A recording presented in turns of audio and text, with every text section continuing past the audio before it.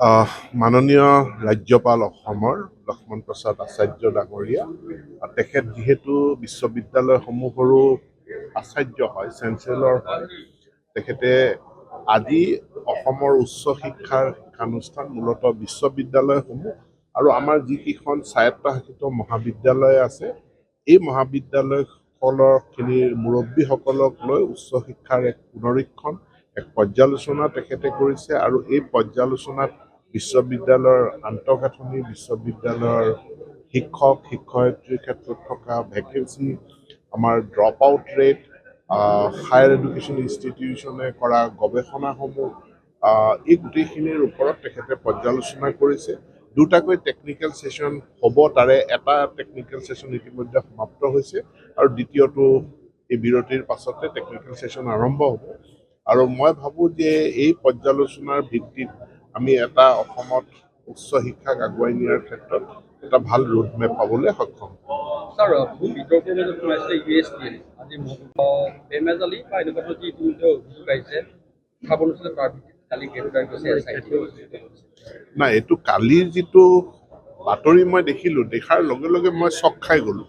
এইটোতো ভয়ংকৰ অভিযোগ যে ছাত্ৰ ছাত্ৰীয়ে অভিযোগ কৰিছে যে ডিছক্ৰিমিনেশ্যন হৈছে, আমাক নকল কৰিবলৈ দিম বুলি, আমাক উত্তৰবিলাক কৈ দিম বুলি প্ৰতিশ্ৰুতি দি লৈ আনিছে। মাননীয় ৰাজ্যপাল অসমৰ লক্ষ্মণ প্ৰসাদ আচাৰ্য ডাঙৰীয়া তেখেত যিহেতু বিশ্ববিদ্যালয়সমূহৰো আচাৰ্য হয়, চেঞ্চেলৰ হয়, তেখেতে আজি অসমৰ উচ্চ শিক্ষাৰ শিক্ষানুষ্ঠান মূলতঃ বিশ্ববিদ্যালয়সমূহ আৰু আমাৰ যিকেইখন স্বায়ত্তশাসিত মহাবিদ্যালয় আছে এই মহাবিদ্যালয়সকলৰখিনিৰ মুৰব্বীসকলক লৈ উচ্চ শিক্ষাৰ এক পুনৰীক্ষণ এক পৰ্যালোচনা তেখেতে কৰিছে আৰু এই পৰ্যালোচনাত বিশ্ববিদ্যালয়ৰ আন্তঃগাঁথনি, বিশ্ববিদ্যালয়ৰ শিক্ষক শিক্ষয়িত্ৰীৰ ক্ষেত্ৰত থকা ভেকেঞ্চি, আমাৰ drop out rate, higher education ইনষ্টিটিউশ্যনে কৰা গৱেষণাসমূহ এই গোটেইখিনিৰ ওপৰত তেখেতে পৰ্যালোচনা কৰিছে। দুটাকৈ টেকনিকেল ছেশ্যন হ'ব, তাৰে এটা টেকনিকেল ছেশ্যন ইতিমধ্যে সমাপ্ত হৈছে আৰু দ্বিতীয়টো এই বিৰতিৰ পাছতে টেকনিকেল ছেশ্যন আৰম্ভ হ'ব।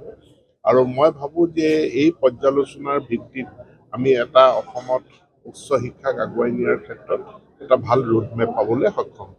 ছাৰ, বিতৰ্কৰ মাজত সোমাইছে USTL আজি বেমেজালি বা এনেকুৱা ধৰণৰ যি ইতিমধ্যে অভিযোগ আহিছে উত্থাপন হৈছিলে তাৰ ভিত্তিত কালি গ্ৰেপ্তাৰ কৰিছে SIT। নাই, এইটো কালিৰ যিটো বাতৰি মই দেখাৰ লগে লগে মই চক খাই গ'লোঁ। এইটোতো ভয়ংকৰ অভিযোগ যে ছাত্ৰ ছাত্ৰীয়ে অভিযোগ কৰিছে যে ডিছক্ৰিমিনেশ্যন হৈছে, আমাক নকল কৰিবলৈ দিম বুলি, আমাক উত্তৰবিলাক কৈ দিম বুলি প্ৰতিশ্ৰুতি দি লৈ আনিছে। যিকোনো খবৰৰ বাবে যোগাযোগ কৰক 7099017330 লগতে 7099017110 নম্বৰত।